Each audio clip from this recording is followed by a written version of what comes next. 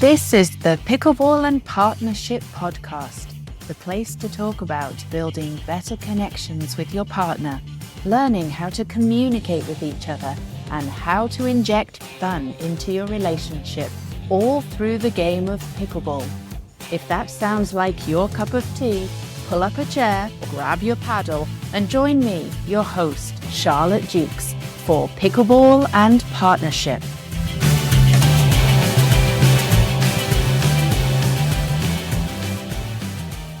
Welcome to the Pickleball and Partnership Podcast. I'm your host, Charlotte, and today I'm thrilled to welcome Lana, a registered nurse and mother of 2 children with type 1 diabetes. Lana shares her powerful journey from caregiver burnout to rediscovering joy through pickleball. After years of putting everyone else first, she's now creating space for her own health and helping others to do the same through her program, Doing Diabetes Different. Join us as we explore how pickleball became more than just a sport for Lana. It's become a path to reconnection with her husband and herself. This conversation is perfect for anyone feeling overwhelmed by life's demands and looking for that first step toward positive change. Let's dive in. I am so excited for this episode. I am joined today by Lana. Lana is a registered nurse. She's a mom to 2 children, both of whom live with type 1 diabetes, and she is on a personal health journey to prevent type 2 diabetes and is passionate about helping others to prioritize their self-care. Lana has created a support group called Doing Diabetes Different and a course, the T1D Mum Makeover. Sounds intriguing. Where she's building a community for mums and individuals to support each other, reduce stress, and develop healthier habits together. Lana, you and I have known each other actually for quite a long time. I was trying to think back, but I think it's probably over 20 years. And we've worked together in the past. So recently we reconnected and started chatting, of course, about pickleball. And Lana let me know that she and her husband were going to start learning to play pickleball. So obviously I said, yes, you must come on the podcast and let us all know what inspired you. So welcome, Lana. Hi, Charlotte. Thank you. I'm happy to be on the podcast. Exciting. Yes, I'm so glad that you're here, and I'm really excited and happy to talk to you. So, as a registered nurse and a mum to 2 children with type 1 diabetes, and someone yourself who you're on your own health journey, you've spent years putting other people first. I think as nurses, as mums, as women, we know this. We always put other people first and we come last. But now it seems you're stepping onto the pickleball court for you, which is huge. That's so exciting. But if we may, will you take us back to that point in your life where things perhaps really changed for you? Sure. Yeah. So, as you mentioned, being a nurse, being a mom, always kind of putting others first. That's just kind of always what I've done. Things kind of changed, like when my kids were both diagnosed. So my son was diagnosed back in 2018, and then my daughter was the year after, 2019. So super stressful, hard time of my life. Kind of those few years afterwards, it was just for sure all about them, and it was hard for me to work. So I had kind of done different things, changed my job around so that I could always kind of be there for them. And then it was like 2022, it was like quite bad, ended up on a stress leave from work, and just made that decision of like, if I don't start taking care of myself, I'm not going to be around. Like it was, I'd gained a lot of weight. I was anxious all the time, having panic attacks and chronic pain. Like I was just in a really, really low spot in my life, and kind of just started on my journey of first just, physically, mentally getting myself healthier.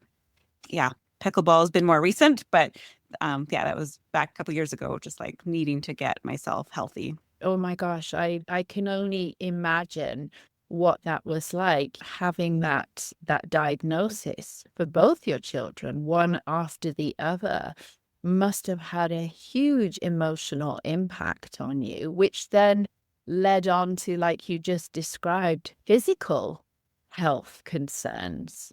Hmm.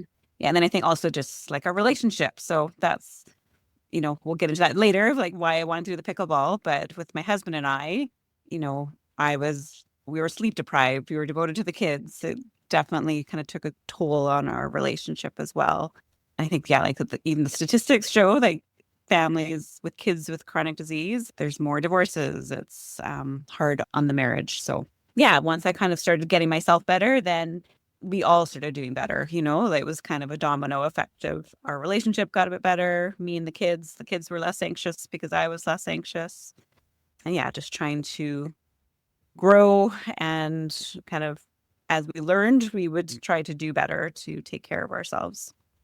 Kudos to you, because I can't even imagine. You must have just been overwhelmed with trying to find out information. Obviously, as nurses, we have some knowledge of diabetes and we're looking after clients with diabetes, but now all of a sudden that's changed. Now you must have, well, one, being craving information, but also realizing that, was there a lot of information out there? Was there a lot of support out there? Or were you completely overwhelmed or searching for answers constantly? Kind of a bit of both. Like there is support groups, like right away joining a certain Facebook group for moms or parents of kids with diabetes. There'd be times in the middle of the night you'd have like a low blood sugar, just like something would happen and you'd have a question. And there'd often be someone on throughout Canada that could answer your question or just give support when you needed to vent. It was a few years in that we first went to a diabetes family camp. And that was while I was on my stress leave. And that was kind of a big turning point, that being in a group of families all doing their diabetes things, it was kind of the first time I didn't feel super alone. Where before, you have friends giving support, but kind of unless you're going through it, no one kind of actually understood. But having that family camp was definitely pivotal in like feeling supported and knowing I wasn't alone, and then also kind of wanting to pay that forward to start to help others as well. It sounds like that community at the family camp was huge for all of you. And that must have had the impact on you and your husband, but your children as well. Yeah, definitely. I love that sense of community and support, right? Because I really believe that's where we thrive. So you talk about paying that forward, and you've created a group called Doing Diabetes Different. And I think it's an 8-week course, which is called the T1D Mum Makeover. If you want Yes. to talk about those two. Yeah. I think my first thought was the Doing Diabetes Different. And that was like, if something's not working, do something different. Don't stay stuck doing the same thing over and over again. If life, if your health, just if something's not going well, to try something different. That was kind of my first idea of a name. And then kind of as my journey evolved, I feel like I'm kind of like on a makeover journey, that I'm making over my physical health, my mental health. And so it's an 8-week course for moms with kids with diabetes. And it's kind of a combination of like learning about diabetes and working on that for our kids, but also realizing that we need to also take care of ourselves and filling up our own cup first so that we are healthy and able to take care of them. That's amazing. I'm sure people just love the idea of having that support, and that not only the information, but somebody who's been through it, like yourself. You're passionate about it. You understand what they're going through. you can hold their hand and help them through that journey. Have you seen transformations with people that have taken your course? Like so far, I've gotten lots of great feedback, and the moms that have done it, I'm currently in my third round of the 8 weeks. And yeah, lots of great feedback. Some people that were in like the first round or the second round are back with me doing it this third round. So I thought that was a good sign that they felt it was worth, their time and money to repeat it. So it sounds like it's something that people come back to. It's not just a course that you take once. It's that ongoing support. I'm hoping to actually even change it so that, it doesn't end after the 8 weeks. Like I want it to be a little bit more ongoing. So I'm kind of trying to figure out how we can stay connected more and have that kind of ongoing community for support. Yes, that sounds super beneficial. I mean, just to have that, because I would imagine it's not something that you all of a sudden one day wake up and think, oh, I got this. I know everything. I know what I'm doing. Right. Yeah. That's great. So, not having had it in the family myself, but I can imagine that any diagnosis is overwhelming. You talked about stress. You talked about the physical and the emotional impact that had on you. What do you think some of the key strategies that you've found has helped you to reduce stress and just build those healthier habits for yourself and within your community? Key strategies, I think heart math was one. That was kind of one strategy that I taught in the first week of the mums together, and just being able to breathe properly, where in the past I'd always like hold my breath and then end up being panicked. So yeah, doing kind of heart focused breathing, and then exercising, like that was definitely a key factor of just mental health, physical health. I'm trying to move my body every day. Yeah, the support and community, and I think just like personal development, where back when I was feeling depressed, I would kind of just like lay in bed and poor me and, crying, and the personal development of just continuing to learn and grow and just trying to do better. Once I kind of can know better, then it's made a lot of difference. Thank you for being vulnerable, and thank you for sharing that, because I think we've all had those moments. We've been sitting on the couch or we've been in bed, we've been crying and felt absolutely at our wits' end, not knowing what to do. I can think back to a time in my life when my husband worked away. He was gone for 10 years. Not 10 years straight, he was back and forth, but I played single mom. I was bringing the children up on my own, and it was hard to get out of bed sometimes. It was challenging. It was overwhelming. I think, there was this desire to change, but actually taking that action to get up, to do something different, like you were saying. It is hard. It is difficult to know where to start sometimes. So for anyone listening, perhaps who's stuck in that place right now and they're unsure of the first step to take, what would you say to them to help them move forward? What's the one thing that could spark that shift? It's a good question. I think just kind of having them be aware. Are you where you want to be? Yes or no? And what is like the one small thing that you can do? Like you don't need to do everything all at once, but what is one thing that you can do to move in the direction that you want to go? Mm-hmm. That's great advice, because I think you're right. Sometimes we think, oh my gosh, it's overwhelming because I have to do A, B, C, D. There's this great long list of things. And you're right. Sometimes it's just about picking that one smallest thing. What one little thing can I do? That's great advice. I love that, Lana. Because I think then when we are able to do that, and maybe that's just swinging your legs over the edge of the bed and putting your feet on the floor. Maybe that's all it is. Or sitting up and taking a deeper breath than we normally do. Maybe that's all it is. Or even like making a phone call to maybe you need some help, so reaching out to someone for help. Just some sort of first step. Absolutely. That resonates with me for sure. I think as women, we feel like we have to do it all and we have to do it all today, and we don't. Just taking that one small step.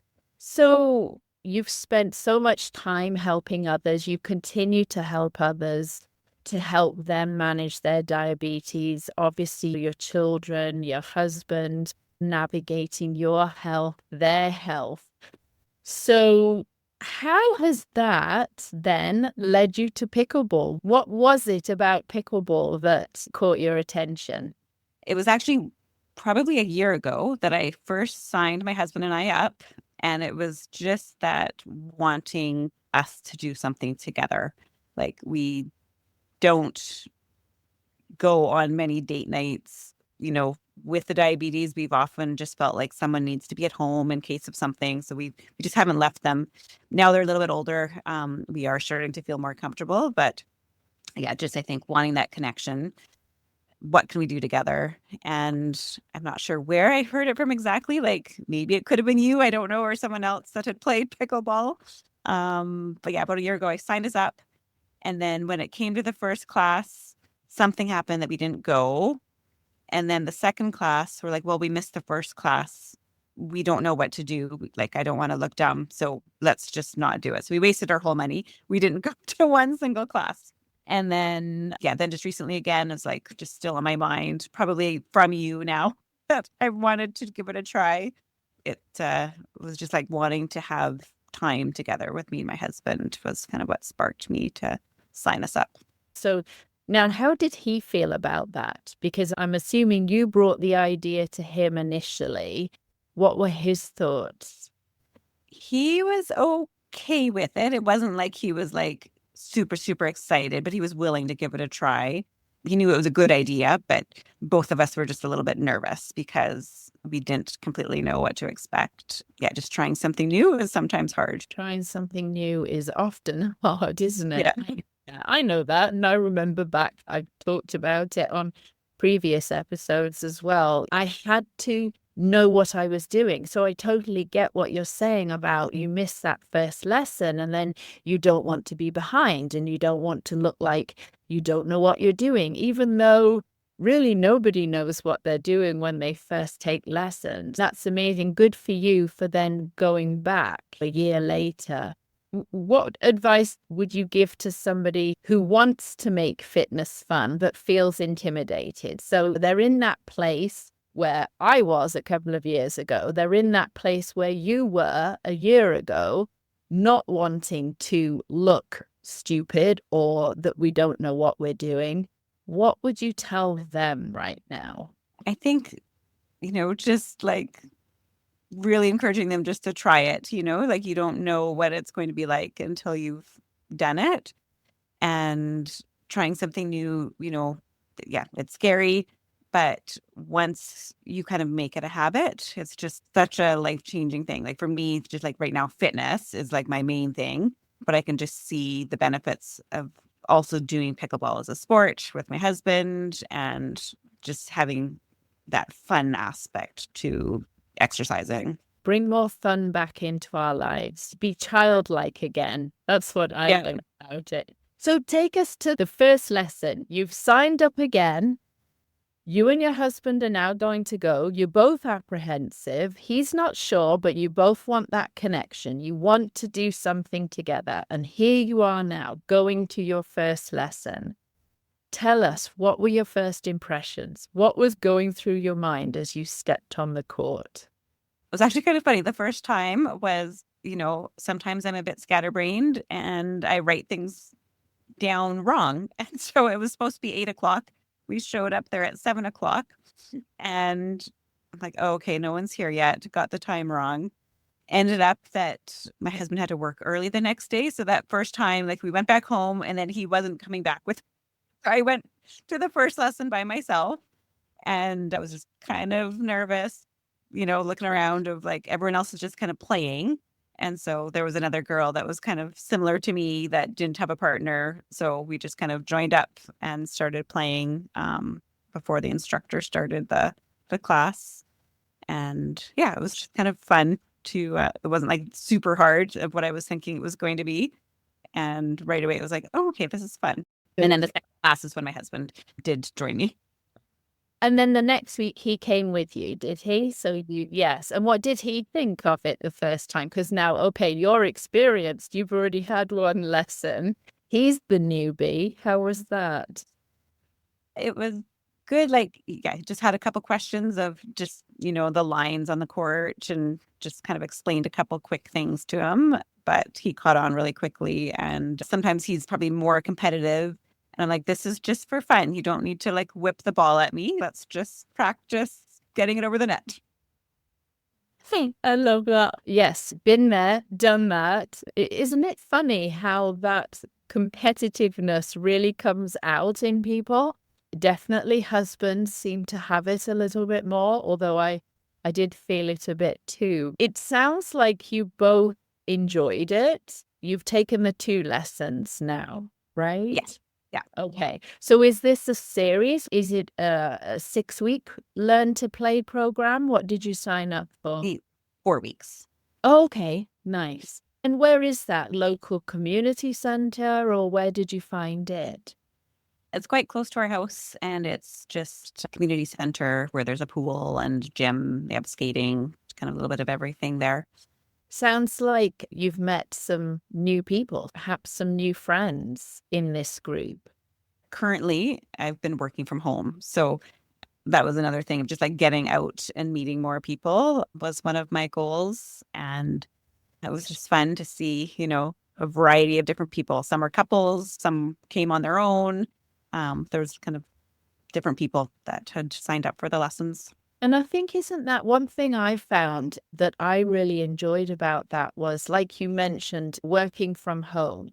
And I think, obviously, since COVID, a lot of us have felt more isolated, and there have been more opportunities for people to work from home and perhaps not network or be face to face with other people, having those genuine, authentic conversations that we used to when we used to be out and about a lot more.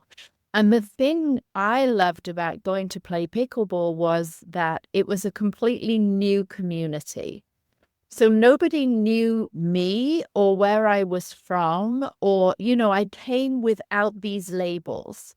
So I wonder if perhaps, did you feel a certain amount of that as well? Like, I can go as Lana. I don't have to go as mum to 2 children who have diabetes. Yeah, I think that was a part of it. And moving forward too, it's just nice to have my own little thing. And I didn't have a lot of that before. So looking forward to, I might sign up for another round of classes. And then after that, I think I would just go to do like the drop in and start playing more.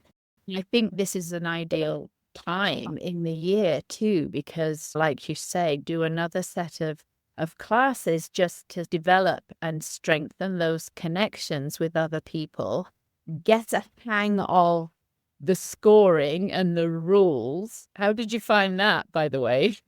They haven't actually done the scoring yet, so that will be the next. Okay, you'll have to come back on then and tell us what you thought of the scoring, because that was one thing I found challenging. And I don't know why. I was so confused for weeks about how to, it didn't make sense to me.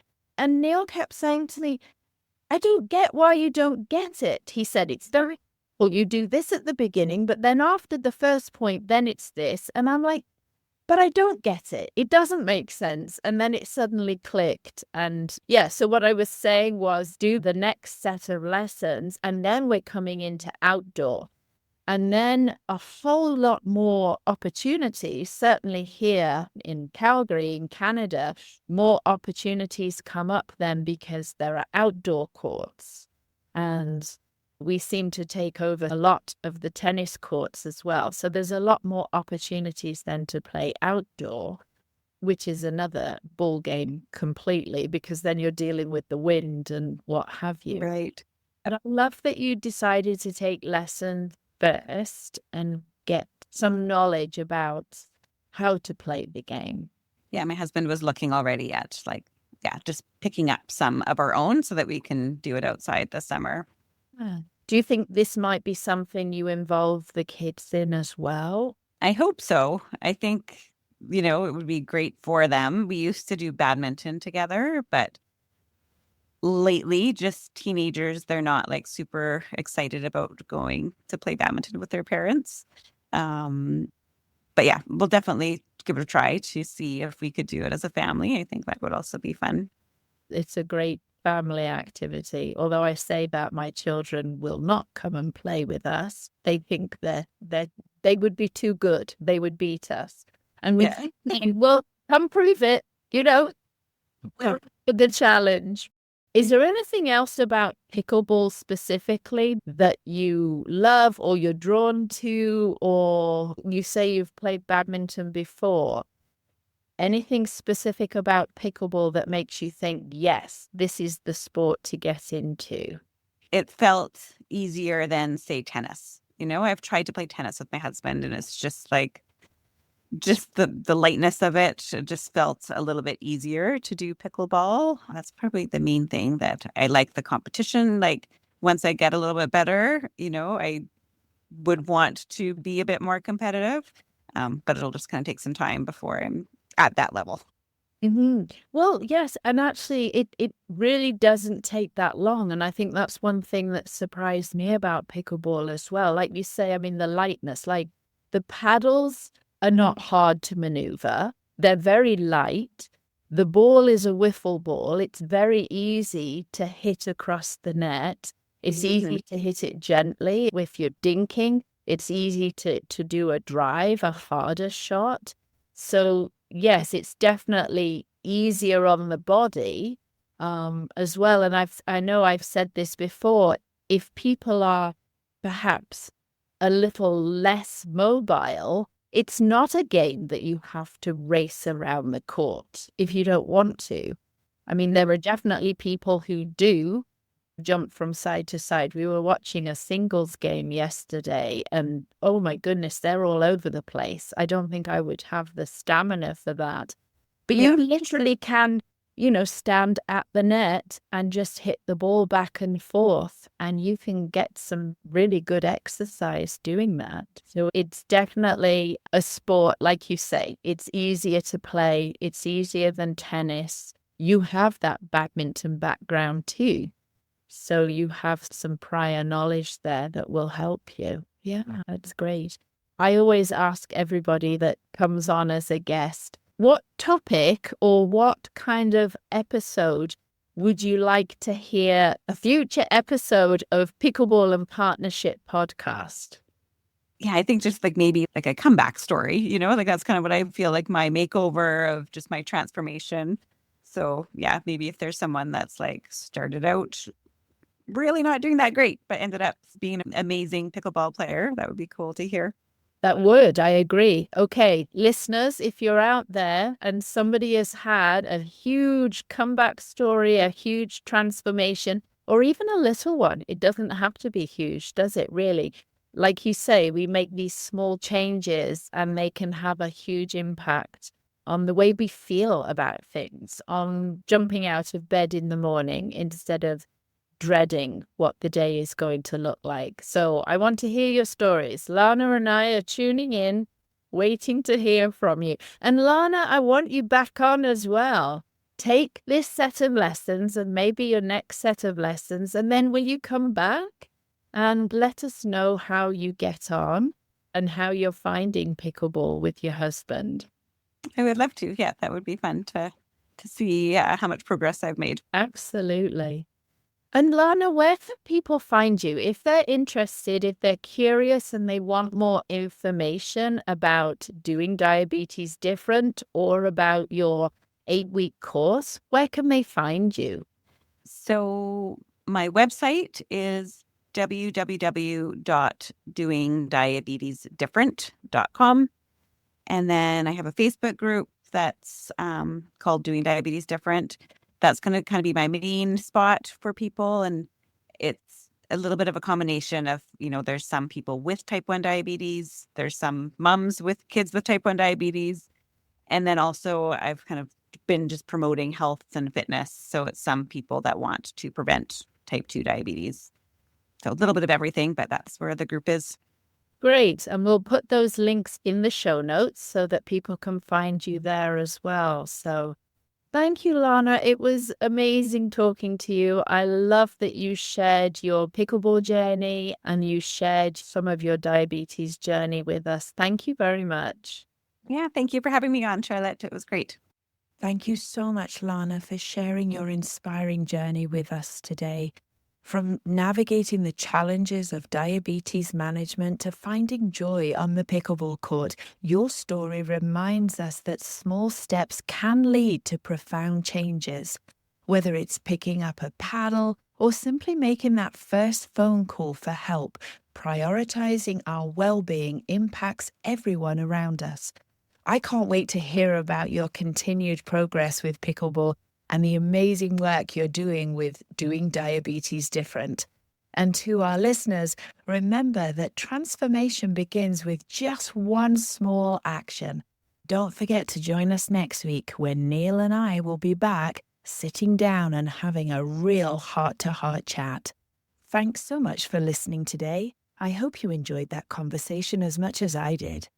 Anything mentioned, including links, notes, and a full episode list, will be over on our website at pickleballandpartnership.buzzsprout.com.